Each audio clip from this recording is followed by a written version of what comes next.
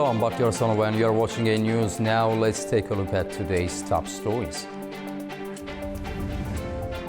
Ukrainian President Volodymyr Zelensky said he had a very constructive phone call with Donald Trump's negotiating team. Thousands protest in Israel in a first major rally since weekly hostage demonstrations ended. And nightclub fire in India's Goa kills 25, including several tourists.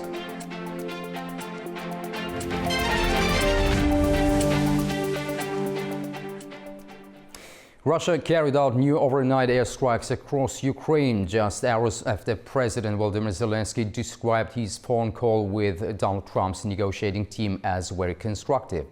Zelensky said he was determined to continue working with the United States after speaking to Trump's envoy Steve Witkoff and the U.S. President's son-in-law Jared Kushner at the conclusion of those negotiations.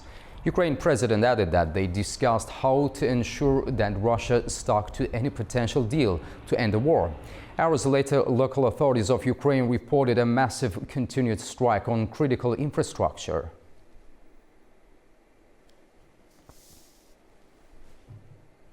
Washington has unveiled its most radical shift in foreign policy in decades. U.S. President Donald Trump's new national security strategy redraws America's role in the world with a sharp focus on borders, business, and the Western Hemisphere.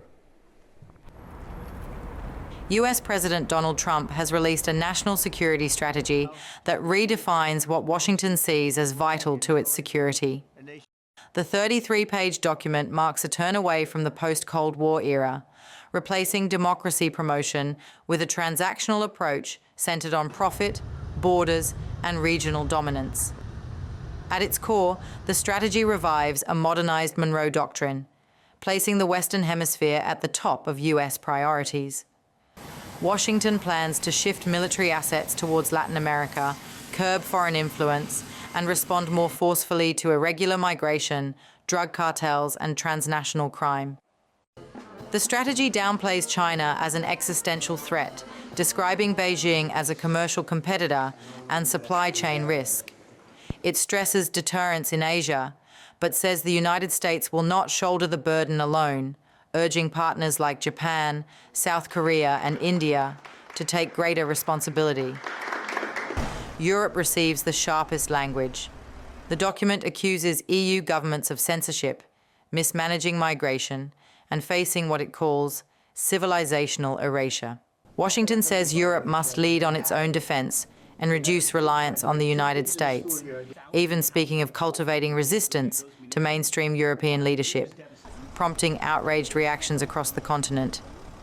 The strategy hardens Washington's stance on Russia, calling Moscow a destabilizing power that continues to threaten European security.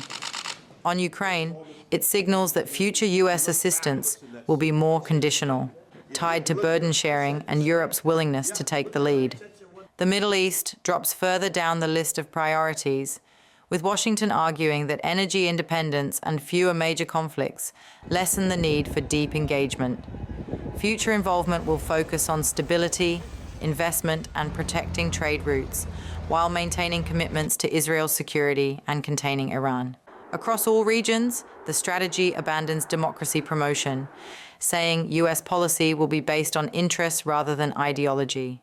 It calls this flexible realism, presenting the United States as a hemispherically focused power, seeking stable borders and fewer costly entanglements.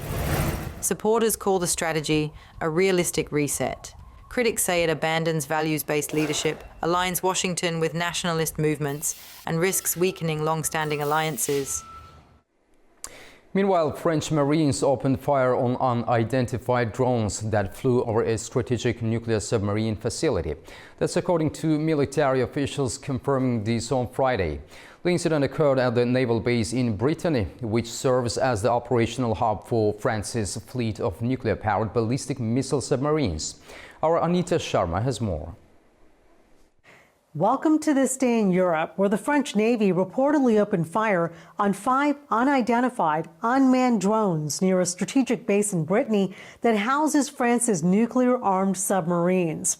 Guillaume Lerasla, spokesman for the Maritime Prefecture, declined to say whether the military used firearms or anti-drone jamming guns, but did confirm to news agency AFP that, quote, sensitive infrastructure was not threatened, that it was too early to determine the origin of the drones, and that the incidents were intended to cause concern among the population. The drones were detected Thursday around 7 p.m. local time and flew in restricted airspace for roughly 6 hours. The lengthy intrusion has triggered an urgent security review. They were spotted in that area of western France last month as well, but were not directly above the Ile-Longue strategic submarine base. Drones, which are relatively small, cheap, and hard to detect, are rapidly becoming tools of asymmetrical warfare and covert surveillance.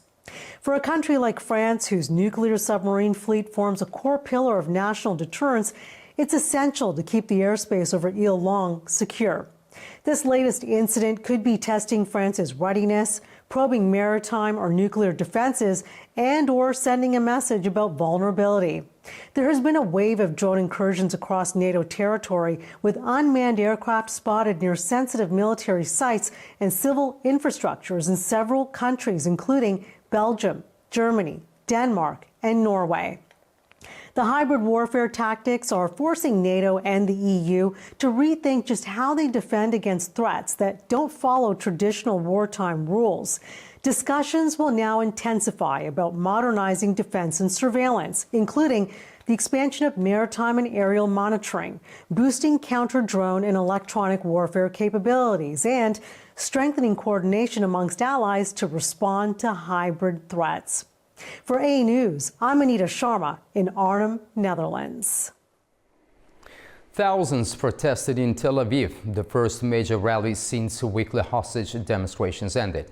They called for a state inquiry into the 7th of October attacks and fair military service rules. Families of victims urged the government to act and ensure accountability.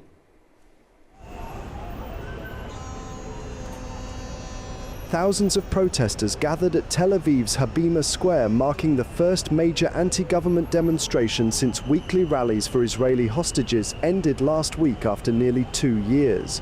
Protesters demanded an independent inquiry into the failures surrounding the 7th of October attacks, equal military service laws and greater government accountability. Families of those killed or taken hostage during the Hamas assault addressed the crowd, keeping the war in Gaza at the center of the protest. Earlier, demonstrators marched from the Begin Kaplan Junction, where brief clashes with right-wing activists were reported before police intervened. Various civil groups set up stands, including the Brothers in Arms reservist movement, which opposes exemptions for ultra-Orthodox men from military service. The Movement for Quality Governance collected signatures urging the establishment of a state inquiry. Prime Minister Benjamin Netanyahu has rejected such a commission, saying it is not possible during wartime and claiming that public trust in the process would be low. Smaller rallies were held in other cities, including Haifa and Karmi Gat. The protest in Karmi Gat focused on Ran Gvili, believed to be the final deceased hostage in Gaza, with families urging authorities to secure the return of his body. Protesters said ensuring no family is left behind must remain a priority. Hong Kong voted in legislative elections held as the city mourns its worst fire in nearly 80 years. Authorities are monitoring turnaround amid public anger over the fire that killed at least 159 at one food court housing estate. Security was increased in Tai Po, and several construction workers have been arrested as part of criminal and corruption probes. By midday, turnaround was just over 10%. Hong Kong leader John Lee urged residents to vote to support recovery efforts, while an independent inquiry investigates the cause of the disaster. Authorities in Goa are investigating a deadly nightclub blaze that has left dozens dead. Officials say a full inquiry is now underway. Indian authorities have opened an investigation after a fire swept through a nightclub in Goa's Arpora village, killing at least 25 people. Nighttime visuals show the Birch by Romeo Lane club gutted by flames, with police and firefighters working at the scene. The moment we came here, so we thought, okay, why there is a pollution here, because we are used to of seeing smoke everywhere. So we thought it's not normal. So after some time we got to know, okay, there has been a fire. So we thought, okay, actually we got lucky because our cab driver was late, or else we would be here. The blaze reportedly broke out around midnight and spread rapidly through the building. There was no noise. The club was caught up in flames. That's what I saw. I was not allowed to go inside. I was at the gate itself. Tourists were also there. Goa's chief minister has ordered a magisterial inquiry to determine the cause and identify those responsible. Officials say several injured people are stable and receiving treatment. Prime Minister Narendra Modi expressed condolences and announced compensation for families of the victims and the injured. Police say at least 4 of the dead were tourists, while most others were club staff. Fire crews worked through the night to bring the situation under control, and all bodies have now been recovered.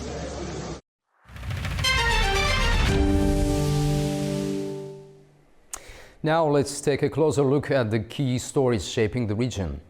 Leaders gathering in Doha say the Gaza ceasefire talks are at a critical moment, while U.S. officials claim Ukraine is closer than ever to a possible peace deal.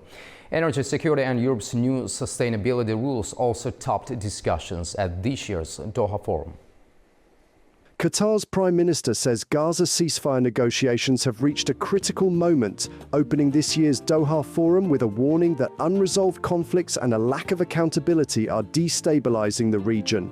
Turning to Gaza, he said the current pause in fighting cannot yet be described as a ceasefire.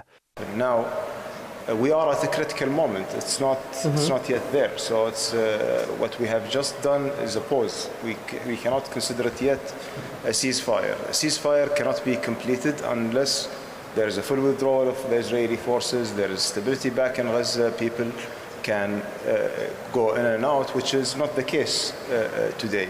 He added that regional and international mediators are coordinating the next steps toward a more lasting halt to hostilities. Turkey's foreign minister said discussions over an international stabilization force for Gaza remain complex and ongoing. Turkey is ready and willing to do whatever it takes for us to contribute to the ongoing peace efforts that everybody is collectively contributing. I think when we define the mission of ISF, we should be realistic and nuanced in expecting certain things from ISF, because there are realities in the field. And I think our first objective in deploying ISF should be is to separate Palestinians from the Israelis on borderline. This should be our main objective. Then we can address the other remaining issues. Ukraine was another central topic. The US ambassador to NATO said ongoing talks have brought the sides closer to peace than at any point since the war began. We're closer than we've ever been to peace. This war needs to end. It's been going on for almost 4 years with millions of casualties. I feel like we're all on the same page, with Secretary Rubio involved in the process. I'm fairly confident that all perspectives will be considered, but at the same time, we need to find if there's a deal that can even be made. He added that NATO must remain strong as hybrid threats from Russia continue. Energy security rounded out the major discussions. Qatar's energy minister said he is optimistic that EU lawmakers will resolve outstanding concerns over new sustainability legislation by year end. He said global LNG demand will continue to rise sharply. Today, we're around 400 million tons of LNG that's being produced. We think 600 to 700 will be required by 2035. So around 200 to 300 million tons additional LNG will be required, spearheaded by really growth mostly in Asia, but also in the rest of the world. and something that we never counted on, whether it was in 17 or just a few years back, is AI and the requirement of power for AI. The Doha Forum continues with high-level panels on mediation, security and shifting global power dynamics. For the next phase. At the Doha Forum, Assistant of the President of the Republic of Azerbaijan, Hikmet Hajiev, and Secretary of the Armenian Security Council, Armen Grigoryan, discussed the peace process between the two countries. The Washington Agreement, the economic benefits of peace, connectivity and confidence-building measures were some of the central topics of the discussion.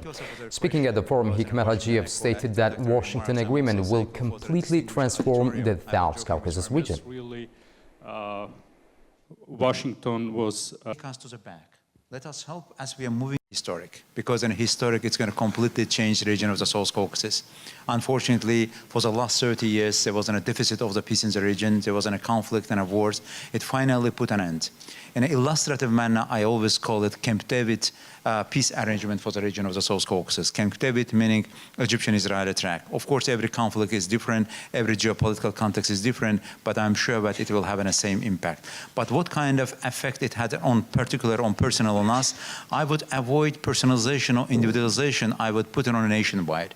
There was a huge jubilation and positive reverberation in Azerbaijani society because we were waiting for the peace for the 30 years. And finally, it has been done. As for the future generations, it will save them from the unfortunate developments that we had in the early 90s, and it will provide a lasting peace, and we will strive for that.